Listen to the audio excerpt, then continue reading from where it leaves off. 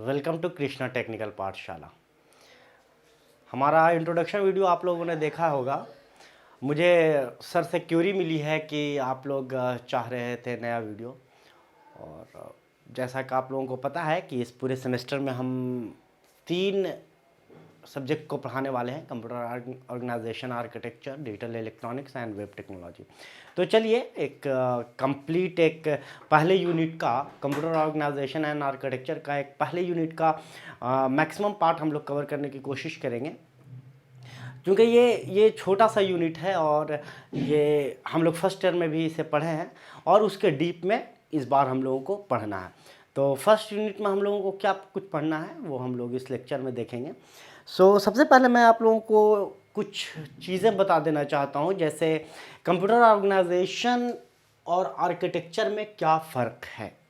What is computer organisation and what is architecture.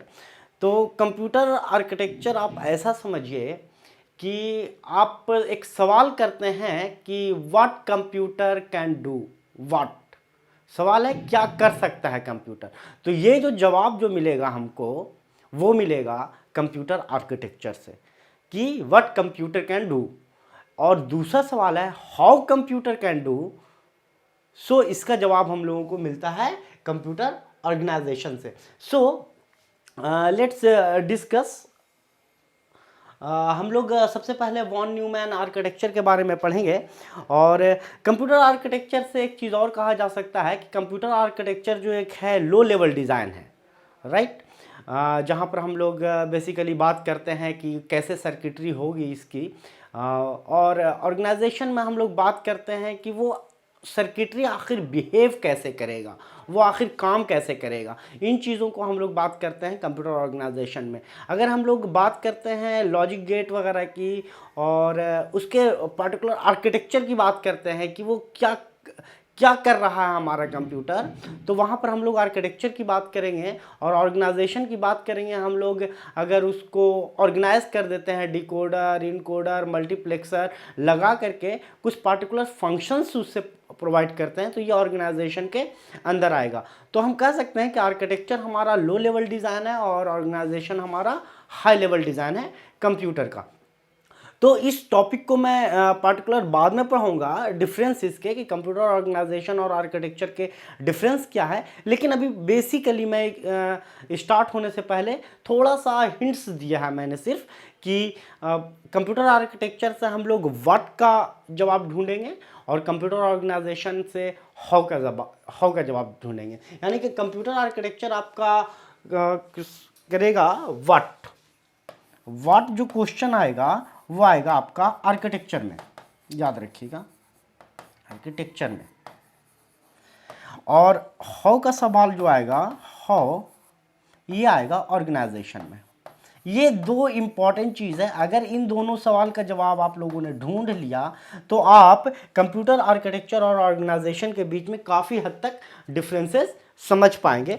दूसरा ये है कि कंप्यूटर आर्किटेक्चर हमारा लो लेवल डिज़ाइन है, लो लेवल डिज़ाइन है, राइट। और लो लेवल डिज़ाइन है और कंप्यूटर ऑर्गेनाइजेशन हमारा हाई लेवल डिज़ाइन की तरफ आता है। हाई लेवल डिज़ाइन की बात करते हैं हम लोग। ओके, तो ये सिर्फ बेसिक है हमारा यूनिट, क्योंकि हमारा ये सब्जेक्ट है कंप्यूटर ऑर्गेनाइजेशन और आर्किटेक्चर, तो इसके बारे में थोड़ा सा जानना ज़रूरी था। तो हम लोग पहले यूनिट में स्विच करते हैं। जो इम्पॉर्टेंट टॉपिक है हमारा, वो सबसे पहले हम लोग इस यूनिट में जानेंगे कि व्हाट इज़ कंप्यूटर की बनावट क्या है, कंप्यूटर की आर्किटेक्चर क्या है और उस आर्किटेक्चर को किसने बताया।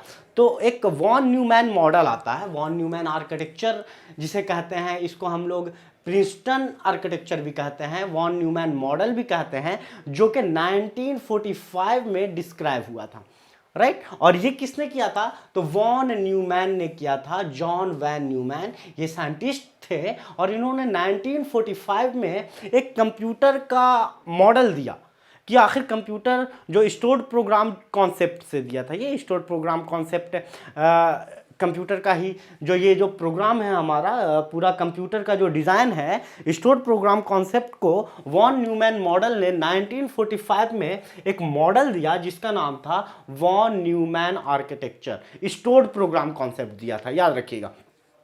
तो स्टोर्ड प्रोग्राम ऑलरेडी पहले से हमारा चलता आ रहा था। तो स्टोर्ड प्रोग्राम कॉन्सेप्ट को देखते हुए 1945 में वॉन न्यूमैन मॉडल या प्रिंसटन आर्किटेक्चर, और इसी को वॉन न्यूमैन आर्किटेक्चर कहते हैं, एक आर्किटेक्चर बनाया जो आज हम लोग जितने भी कंप्यूटर का बेसिक डिफिनेशन पढ़ते हैं इसी आर्किटेक्चर से स्टार्ट हुआ है कि आखिर कंप्यूटर हमारा कैसा होना चाहिए। तो कंप्यूटर का जो होना चाहिए वो कैसा होना चाहिए कि सबसे पहले एक इनपुट डिवाइस होनी चाहिए, एक हमारा प्रोसेसिंग यूनिट होनी चाहिए, एक स्टोरिंग यूनिट होनी चाहिए और एक आउटपुट यूनिट होनी चाहिए। ये अगर चीज़ें रहेंगी तो हम लोग कहेंगे कि this is an computer. Computer का जो बेसिक डिफिनेशन है वो ये है कि takes the information from input device, takes the data from input device like keyboard. Keyboard is the primary input device, mouse, keyboard, mouse, camera, etc, right. जितने भी input device हम लोगों ने फर्स्ट ईयर में पढ़ा है, तो इन इनपुट डिवाइस से इंफॉर्मेशन को लेगा, इंफॉर्मेशन लेने के बाद ये स्टोर करेगा, प्रोसेस करेगा, प्रोसेस करने के बाद ये आउटपुट प्रोड्यूस करेगा on output device like monitor and printer. तो ये बहुत बेसिक चीज़ है, हम लोगों ने फर्स्ट ईयर में पढ़ा है, what is input device and what is output device. We will not very concern about input and output device because हम लोग ऑलरेडी पढ़ चुके हैं और अच्छी तरह से हम लोगों को पता है कि what is keyboard, mouse, camera and printer, monitor, etc। तो यहाँ पर हम बता देते हैं there are different types of printer, impact printer and non impact printer. Monitors पे हमारा डिस्प्ले होता है, keyboard is a primary input device, बहुत सारे कीज़ होते हैं इसमें, 104 जो स्टैंडर्ड जो कीबोर्ड होता है 104 की होता है। माउस का जो डगलस ने हमारा इन्वेंट किया था, ग्राफिकल यूज़र इंटरफेस इसी के बाद आया था। उसके बाद हमारा पे कैमरा हमारा इनपुट डिवाइस है, और OCR, magnetic ink character reader, ये सब जितने भी हैं हमारे इनपुट डिवाइस हैं। तो हम यहाँ पर बहुत ज़्यादा फोकस नहीं करेंगे इनपुट डिवाइस और आउटपुट डिवाइस के बारे में। हम लोगों को मेन कंसर्न है ये वाला पार्ट। ये पार्ट सबसे ज़्यादा इम्पॉर्टेंट है, जिसमें हम लोग रजिस्टर्स रहते हैं, डिफरेंट टाइप के रजिस्टर्स रहते हैं। यहाँ पर हम लोगों को फोकस करना है, हम लोगों को फोकस करना है अर्थमेटिक एंड लॉजिक यूनिट के बारे में। तो और मेमोरी यूनिट यहाँ पर हमारे दो तरह के मेमोरी यूनिट हो सकते हैं, एक होता है इंटरनल मेमोरी और एक एक्सटर्नल मेमोरी यूनिट की बात हो रही है यहाँ पर। तो हम इसके बारे में भी डिस्कस करेंगे। जनरली अगर इसके बारे में बात करेंगे तो यहाँ पर जो बात होगी वो रजिस्टर्स की बात होगी। Registers also an memory unit. तो हम लोग इस पोर्शन की बात करेंगे, तो इस पोर्शन पे बात हम लोग किस चीज़ की करेंगे, रजिस्टर्स की बात करेंगे। और जो मेमोरी यूनिट की इस पोर्शन की जो बात होगी, ये बात होगी हमारी रैम की, random access memory. External memory की बात करेंगे तो हम लोग बात करेंगे हार्ड डिस्क की, HDD, हार्ड डिस्क ड्राइव, इसकी बात करेंगे। तो फिलहाल हम इस वाले टॉपिक को नहीं कवर करने वाले हैं, इस वाले टॉपिक को। मेमोरी यूनिट में हम लोग रजिस्टर्स को इंक्लूड कर रहे हैं और मेमोरी यूनिट को हम लोगों ने यहाँ CPU के अंदर डाला, क्योंकि register is the part of CPU। That's why हम यहाँ पर रजिस्टर को भी डिस्कस करना होगा। तो ये जो डायग्राम आप देख रहे हैं यही हमारा वॉन न्यूमैन आर्किटेक्चर है, जिन्होंने बताया था कि computer is an electronic device which takes the input from input device, store it, process and produce it output. तो जो प्रोसेस है हमारा, प्रोसेस बहुत कॉम्प्लिकेटेड चीज़ है। What is processing? तो ऐसा समझिए कि कोई भी इंफॉर्मेशन को आपने लिया, उसके बाद डिफरेंट टाइप के रजिस्टर्स में हमारा मेमोरी से डेटा उठकर आया, रैम से। उसके बाद डिकोड हुआ, डिकोड होने के बाद वो एग्जीक्यूट होगा, एग्जीक्यूट होकर के वो हमारे किसी मेमोरी यूनिट में स्टोर होगा। तो ये जो हमारा डेटा को मेमोरी से लाना, जिसे हम लोग फेच कहते हैं, एंड देन डिकोड, कौन सा ऑपरेशन परफॉर्म करने वाला है, कहाँ से डेटा आएगा, एंड देन एग्जीक्यूशन। ये एग्जीक्यूशन भी हम लोग हर एक पार्ट को एक एक यूनिट में कवर करने वाले हैं।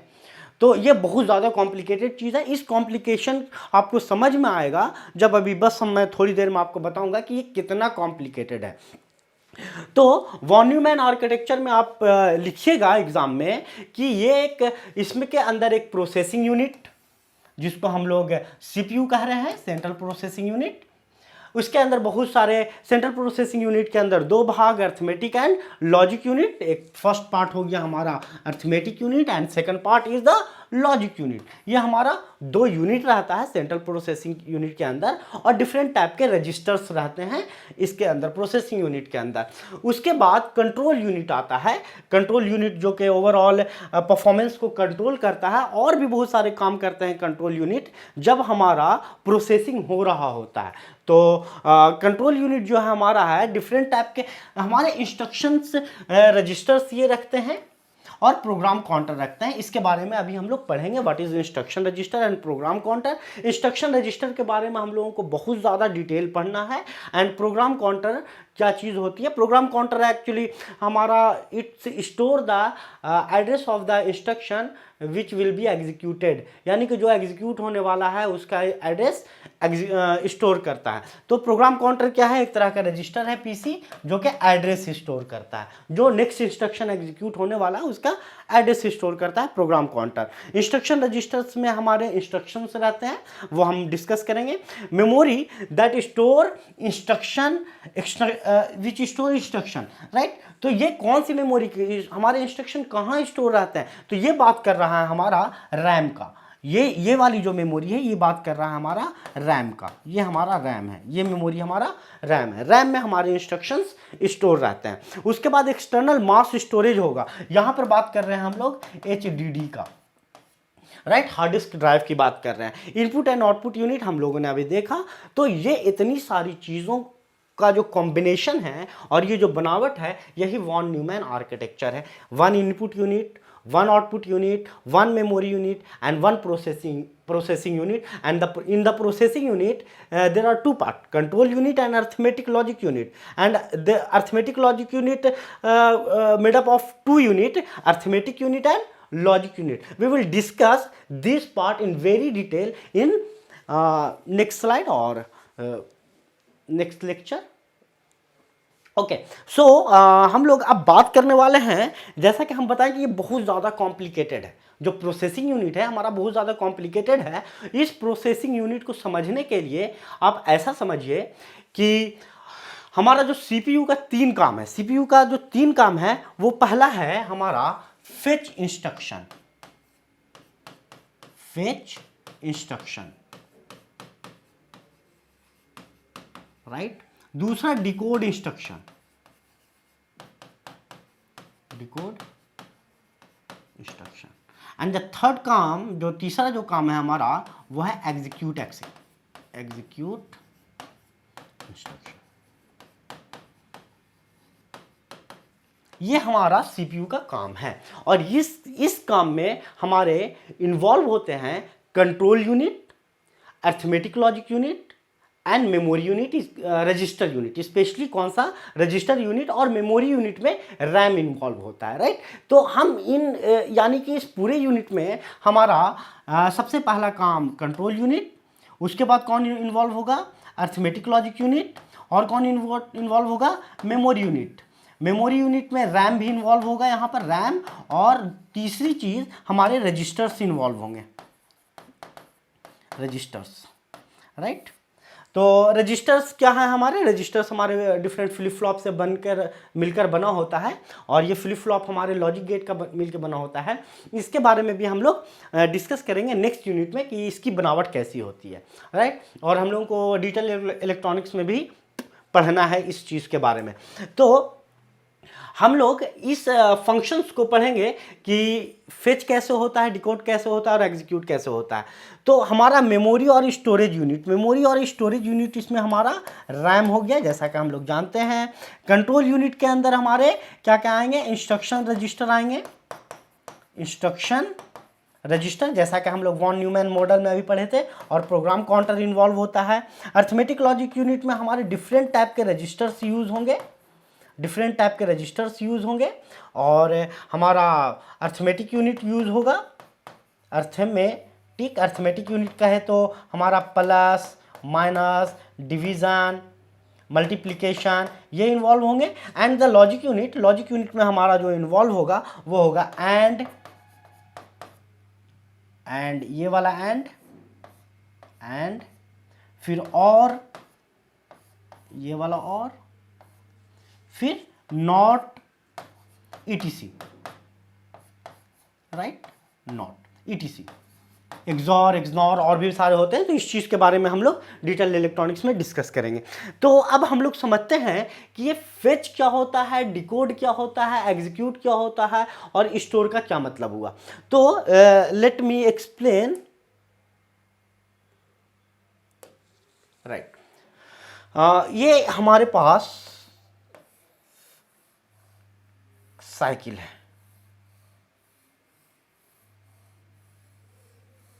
This is clock cycle, right. There are two types of a trigger, positive a trigger and negative a trigger. तो हम लोग किसकी बात कर रहे हैं अभी, पॉजिटिव ए ट्रिगर की बात करेंगे। पॉजिटिव ए ट्रिगर में अपर, जब ऊपर जाता है तो उस टाइम पर हम लोग ऊपर एरो का निशान लगाते हैं। तो ये हमारा फर्स्ट क्लॉक साइकिल हुआ, ये second clock cycle, third clock cycle, 4, 5 and 6। तो इसमें क्या होता है, in the first clock cycle instruction will be fetch, यहां से यहां तक क्या होगा, फेच का काम होगा, यहां से यहां तक फेच का काम होगा। अबाउट टू क्लॉक साइकिल, यहां से यहां तक हमारा डिकोड का काम होता है, फेच, डिकोड। और इन पूरी चीजों को हम लोग ऑपरेशनल फेच भी कहते हैं, ऑपरेशनल फेच। इन पूरे साइकिल को यहां से यहां तक जो हमारा हुआ ये हमारा ऑपरेशनल फेच कहलाता है। ये यानी कि 3 साइकिल्स हमारे इन्वॉल्व हो गए ऑपरेशनल फेच में, जहां पर fetch the instruction and decode the instruction का काम हुआ। एंड ये जो थ्री साइकिल है यहां पर हमारा एग्जीक्यूट का काम होता है, एग्जीक्यूट। अब एग्जीक्यूशन जो है हमारा, एग्जीक्यूशन नॉर्मल चीज़ नहीं है, एग्जीक्यूशन भी बहुत ज़्यादा कॉम्प्लिकेटेड है, फेचिंग भी बहुत ज़्यादा कॉम्प्लिकेटेड है, डिकोडिंग भी बहुत ज़्यादा कॉम्प्लिकेटेड है। एग्जीक्यूटिंग में हो सकता है कि कुछ केस में हमारे क्लॉक साइकिल कम लगे और कुछ में क्लॉक साइकिल ज़्यादा लगे। एग्जाम्पल के तौर पर अगर हमारा एडिशन है, एडिशन और सब्ट्रैक्शन है तो हमारा दो साइकिल में कंप्लीट हो जाता है, ठीक है, 2 साइकिल में कंप्लीट हो जाता है। अगर मल्टीप्लिकेशन और डिवीजन जैसा काम आया, तो ये अप्रॉक्स 3 to 4 साइकिल लग जाता है। इसका मतलब है डिवीजन और मल्टीप्लिकेशन ज़्यादा कॉम्प्लिकेटेड है, it will take more time, right. तो डिवीजन और मल्टीप्लिकेशन में हमारे क्लॉक साइकिल ज़्यादा लगते हैं क्योंकि उसके अंदर कुछ ज़्यादा ऑपरेशंस होते हैं। तो यहाँ पर डिफरेंट टाइप के ऑपरेशंस हैं, micro operation and micro operation. तो यहाँ पर हम लोग देखेंगे कि ये कॉम्प्लिकेटेड कैसा होता है। इन थर्ड और फोर्थ यूनिट में हम लोगों को डिस्कस करना है कि व्हाट इज़, या सेकंड ही यूनिट में हम लोगों को डिस्कस करना है मल्टीप्लिकेशन कैसे होता है, डिवीजन कैसे होता है, एडिशन एंड सब्ट्रैक्शन। वहाँ पर बहुत ज़्यादा पिक्चर क्लियर हो जाएगा कि इसमें हमारे ज़्यादा साइकिल कैसे लग रहे हैं। ये जो साइकिल की बात हो रही है, ये जो क्लॉक साइकिल है, ये एक्चुअली फ्रीक्वेंसी है। जो हम लोग बताते हैं कि आपके कंप्यूटर का, आपके मोबाइल का जो स्पीड है वो आपका 2 गीगाहर्ट्ज़ है, कोई कहता है 1.7 गीगाहर्ट्ज़ है, राइट। इसका 1.7 गीगाहर्ट्ज़ का मतलब ये हुआ कि आपका 1.7 × 10⁹ हर्ट्ज़ पर सेकंड, यानी कि इतने क्लॉक साइकिल 1.7 × 10⁹ क्लॉक साइकिल हमारा एक सेकंड में, ये वाली जो साइकिल देख रहे हैं एक सेकंड में कितना हो रहा है, 1.7 × 10⁹। अगर इसकी स्पीड बढ़ा दी जाए, मान लिया जाए 1.7 को करके हम लोग 2 कर देते हैं, तो ऑब्वियसली एक सेकंड में हमारा क्लॉक साइकिल ज़्यादा हुआ। अगर एक सेकंड में हमारा क्लॉक साइकिल ज़्यादा हो रहा है तो numbers of executions, number of operation ज़्यादा परफॉर्म कर पाएंगे। इस तरह से हम लोग कह सकते हैं कि अगर फ्रीक्वेंसी ज़्यादा है तो हम लोगों का कंप्यूटर का स्पीड बढ़ जाएगा। तो ये यहाँ पर ये इंपॉर्टेंस है। और जैसे ही कि आप लोग मोबाइल परचेस करते हैं या फिर कंप्यूटर परचेस करते हैं तो आप लोग स्पीड की बात करते हैं, और स्पीड में हम लोग खास के ये वाली स्पीड देखते हैं कि इसकी स्पीड कितनी है।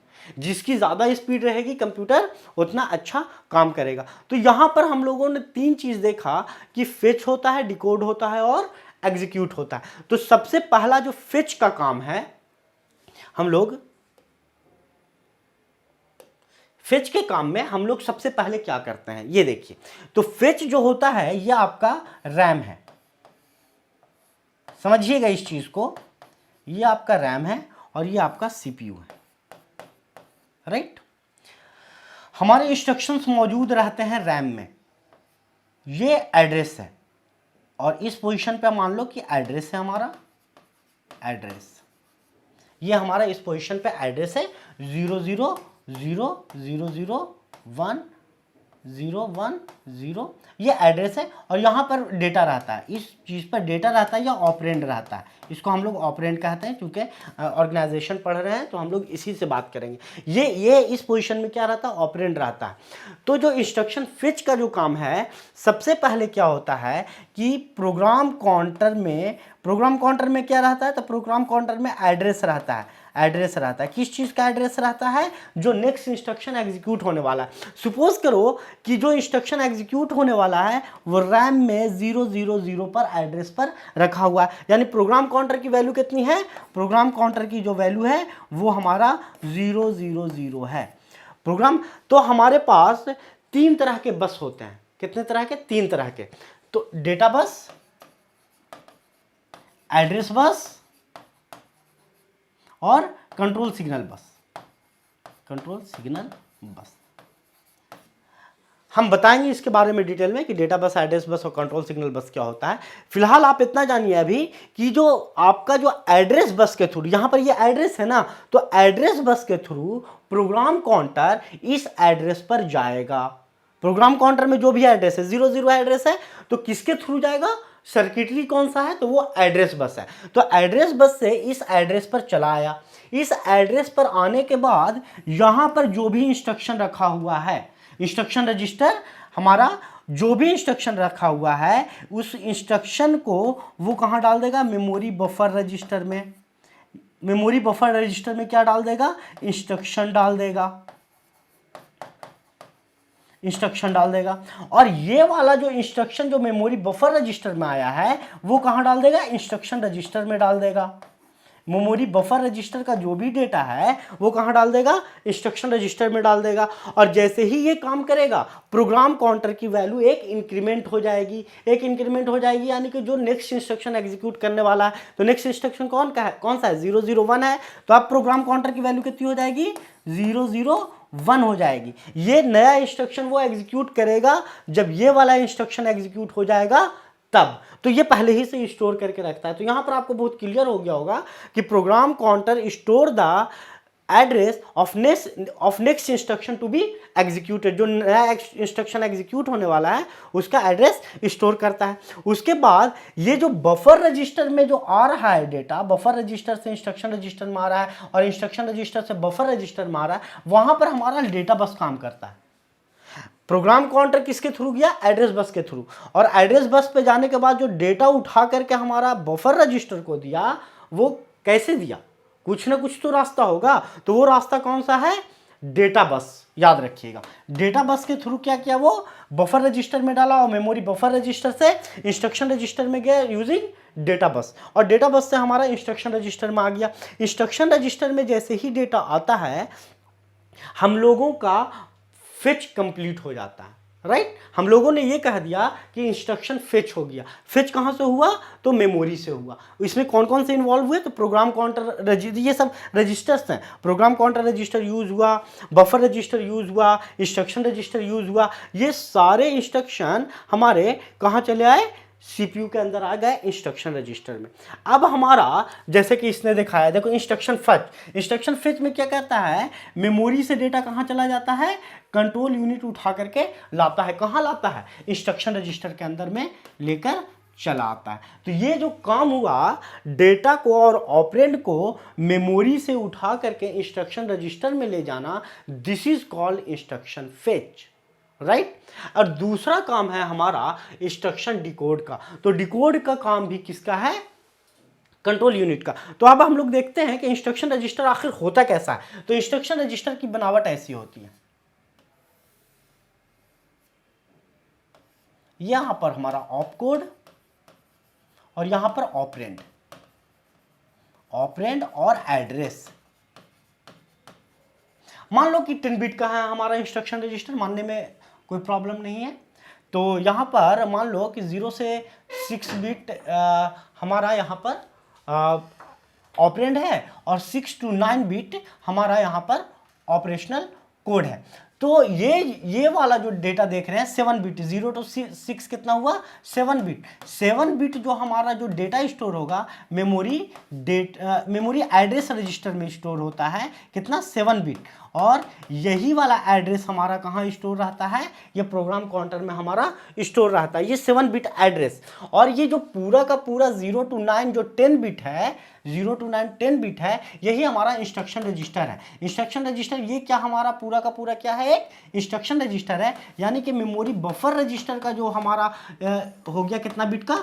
10 बिट का। तो मेमोरी एड्रेस रजिस्टर क्या होगा? वो छोटा होता है और मेमोरी बफर रजिस्टर हमारा बड़ा होता है। बड़ा इसलिए होता है कि उसके अंदर ऑपरेशनल कोड पूरा का पूरा इंस्ट्रक्शन रहता है। मेमोरी बफर रजिस्टर में क्या आया? इंस्ट्रक्शन रजिस्टर आया, पूरा का पूरा ये इंस्ट्रक्शन आया। तो ये हमारा इंस्ट्रक्शन रजिस्टर का फॉर्मेट है। इंस्ट्रक्शन रजिस्टर के फॉर्मेट में ये ऑपरेशनल कोड ये बताता है which operation to be perform. तो कौन सा ऑपरेशन? मान लिया जाए बहुत सारे अर्थमेटिक और लॉजिक ऑपरेशन है, तो यहां पर एडिशन हो सकता है,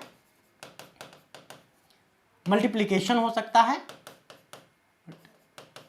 मल्टीप्लिकेशन हो सकता है। There are different. अगर हमारे पास यहाँ पे 3 बिट है तो 3 बिट से हमारे मैक्सिमम कितने कॉम्बिनेशन बन सकते हैं?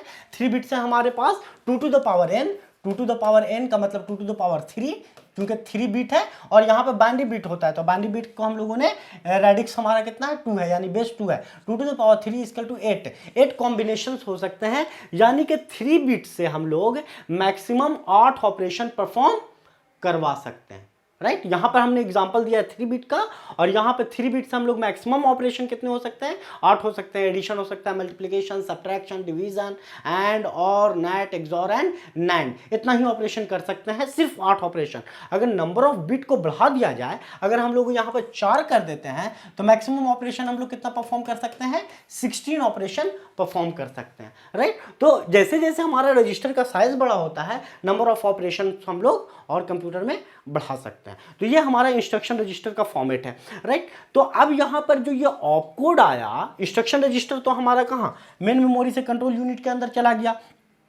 ये जो इंस्ट्रक्शन रजिस्टर आया जिसका फॉर्मेट इस तरह का है, वो डिसाइड ये करता है कि कौन सा ऑपरेशन को परफॉर्म करना है, इसको डिकोड करना पड़ता है। मान लीजिए कि यहां पे 3 बिट में 0 0 0 है, इसका मतलब एडिशन हम लोगों ने दिया। 0 0 1 का मतलब हम लोगों ने सब्ट्रैक्शन दिया। तो ये कंप्यूटर को कैसे पता चलता है कि एडिशन हो रहा है या सब्ट्रैक्शन हो रहा है? ये इसी कोड से पता चलता है कि यहां पर लिखा हुआ क्या है। तो यहां पर ये लिखा हुआ क्या है, इसका मतलब समझता है ये कंट्रोल यूनिट। इसी पार्ट को हम लोग कहते हैं डिकोड। नॉट इवन पता करना कि ये कौन सा ऑपरेशन परफॉर्म कर रहा है, इवन उस ऑपरेशन के लिए डेटा कहां से आएगा। डेटा कहां से आएगा, इसका मतलब ये हुआ कि सपोज करो कि C equal to A plus B है, तो और C equal to A plus B है, ये हमारा इंस्ट्रक्शन रजिस्टर में था कि एडिशन ऑपरेशन परफॉर्म करना है, वहां पर मौजूद था ऑप कोड में। ये वाले पोर्शन पर मौजूद था एडिशन ऑपरेशनल कोड में, कि कौन सा? ये हमारा कंट्रोल यूनिट ने डिकोड कर लिया। उसके बाद A और B का डेटा कहां है? हम लोग ऐड किस चीज में करेंगे? तो A और B का डेटा कहां है वो यहां पर बताता है, यहां पर ऑपरेंड। ऑपरेंड या एड्रेस, ये ए और बी का डेटा कहाँ है, उस डेटा को लाने का भी काम करता है हमारे डिकोड यूनिट में ही। तो जो ए और बी का डेटा कोई भी टेम्पोररी रजिस्टर में हो सकता है, रैम में हो सकता है, किसी डिफरेंट रजिस्टर्स में हो सकते हैं। तो ये जो ए और बी का जो डेटा लाने का भी काम कौन कर रहा है, डिकोड सेक्शन में ही होता है। और ए का डेटा सपोज करो कि 4 लेके आया और बी का डेटा 5 लेके आया और इसका एडिशन का काम अब आ गया। तो जो डेटा को लाना 4 और 5 किस एड्रेस में था और किस रजिस्टर में था कंप्यूटर के, उसको लाने का जो काम कर रहा है वो डिकोड यूनिट ही काम कर रहा है। तो हम लोग इंस्ट्रक्शन फेच भी समझ लिए और डिकोड भी समझ लिया। डिकोड का क्या मतलब है कि इंस्ट्रक्शन रजिस्टर को डिकोड करना कि which operation to be perform and where the data execution of data is located. तो हो सकता है कि वो किसी एड्रेस पर हो, किसी रजिस्टर में, उस डेटा को उठाकर लाने का भी काम कौन करता है, डिकोड का काम करता है। और ये फेच और डिकोड में हमारा 3 साइकिल लग जाता है, 3 साइकिल लग जाता है, जैसा कि अभी मैंने थोड़ी देर पहले बताया 3 साइकिल लग जाता है। उसके बाद ये डेटा किसको मिल जाता है, एग्जीक्यूट। और ये जो प्लस वाला काम देख रहे हैं ना, यही काम है हमारा एएलयू का। अरिथमेटिक लॉजिक यूनिट बस यही काम करता है कि 4 और 5 जो डेटा आया हुआ है इसको ऐड कर देना। तो ऐड करने के लिए हम लोग इसके बारे में पढ़ेंगे, एडिशन का फ्लो चार्ट और कौन कौन से लॉजिक डायग्राम होते हैं, कौन कौन सा। इसमें बहुत ज़्यादा कॉम्प्लिकेटेड है, ये कंट्रोल यूनिट भी कॉम्प्लिकेटेड है और अरिथमेटिक लॉजिक बहुत ज़्यादा कॉम्प्लिकेटेड है। ये हम लोग देख रहे हैं 4 + 5 = 9 हो गया आसानी से। इतना आसानी से नहीं हुआ 4 + 9, इसके अंदर बहुत ज़्यादा लॉजिक सर्किट है और बहुत ज़्यादा ऑपरेशन परफॉर्म हुए हैं, बहुत सारे शिफ्टिंग की काम हुई है। इसके अंदर हमारा बहुत ज़्यादा एक शिफ्ट रजिस्टर्स होते हैं, बहुत सारे फ्लिप फ्लॉप लगे होते हैं, डिकोडर लगे होते हैं, इनकोडर लगे होते हैं। उसके बाद हमारे इसके अंदर अगर एडिशन का काम है तो क्या लगा हुआ होगा, एडर लगा हुआ होगा, हाफ एडर और फुल एडर हम लोग पढ़ेंगे, बाद में पढ़ेंगे। हाफ एडर और फुल एडर, हाफ एडर और फुल एडर लगा हुआ है जो इस चीज को ऐड करता है बाइनरी बिट को। तो ये 4 और 5 जो है, 4 और 5 नहीं है, ये बाइनरी बिट में कन्वर्ट हो जाता है। 4 और 5 हमारा क्या हो जाएगा, बाइनरी बिट में कन्वर्ट हो जाएगा। और ये बाइनरी बिट फिर किस चीज में होंगे, हाफ एडर या फुल एडर से हमारा ये ऐड होगा। वो डिपेंड करेगा कितने नंबर्स ऑफ बिट है। तो उसके बाद यहाँ पर जब ऐड हो जाएगा, इसमें अप्रॉक्स 3 साइकिल लगते हैं। तो इससे आपको समझ में आ गया होगा कि कितना कॉम्प्लिकेटेड है, क्योंकि ये 3 साइकिल ले रहा है और डिकोडिंग और एग्जीक्यूशन जो है, फेचिंग हमारा, डिकोडिंग और फेचिंग हमारा 3 साइकिल ले रहा है और एग्जीक्यूशन 3 साइकिल ले रहा है, यानी एलयू 3 साइकिल ले रहा है। इसका मतलब है कि एलयू ज़्यादा काम परफॉर्म कर रहा है, it will take more time, right. तो एलयू बहुत ज़्यादा कॉम्प्लिकेटेड है, इस चीज़ को हम लोग समझेंगे। और यहाँ पर हम लोग का नॉट अरिथमेटिक लॉजिक यूनिट में 2 तरह का ऑपरेशन, एक अरिथमेटिक ऑपरेशन है, एक लॉजिकल ऑपरेशन। तो अरिथमेटिक ऑपरेशन में हम लोग बात करेंगे प्लस की, माइनस की, डिवीजन की और मल्टीप्लिकेशन की। और लॉजिकल ऑपरेशन में हम लोग बात करेंगे एंड की, और की, नॉट की, नैंड की, नॉर की, एक्सनॉर की, एक्सॉर की। तो ये सब हमारा लॉजिकल ऑपरेशंस हैं। और भी बहुत सारे लॉजिकल ऑपरेशंस हैं जो अरिथमेटिक और लॉजिक यूनिट परफॉर्म करता है। शिफ्टिंग का काम करता है, ये हमारा शिफ्टिंग का काम करेगा, शिफ्टिंग का काम करेगा, ग्रेटर दैन और लेस दैन का काम करेगा, इज इक्वल टू का काम करेगा, कंपैरिजन का काम करेगा, कंपैरेटर यूज होता है। कंपैरिजन के लिए हम लोग क्या यूज करते हैं, कंपैरेटर यूज करते हैं। एडिशन के लिए एडर यूज करते हैं और सब्ट्रैक्शन के लिए हम लोग सब्ट्रैक्टर यूज करते हैं। मल्टीप्लिकेशन और डिवीजन हमारा एडर और शिफ्ट रजिस्टर से हम लोग ये ऑपरेशन परफॉर्म करते हैं, जो कि हम लोग नेक्स्ट यूनिट में पढ़ेंगे, राइट। तो इस तरह से हमारा सीपीयू काम करता है। मुझे लगता है कि बहुत कुछ, काफ़ी हद तक आप समझ गए होंगे कि what is instruction fetch, what is decode and what is execute. Fetch का मतलब हुआ मेमोरी से इंस्ट्रक्शन रजिस्टर को उठा करके कंट्रोल यूनिट को देना। कंट्रोल यूनिट डिकोडिंग का मतलब ये हुआ कि इंस्ट्रक्शन रजिस्टर के अंदर में जो चीज़ लिखी हुई है, इंस्ट्रक्शन रजिस्टर के जो अंदर में लिखी हुई है कि कौन सा ऑपरेशन परफॉर्म करना है, डेटा कहाँ है,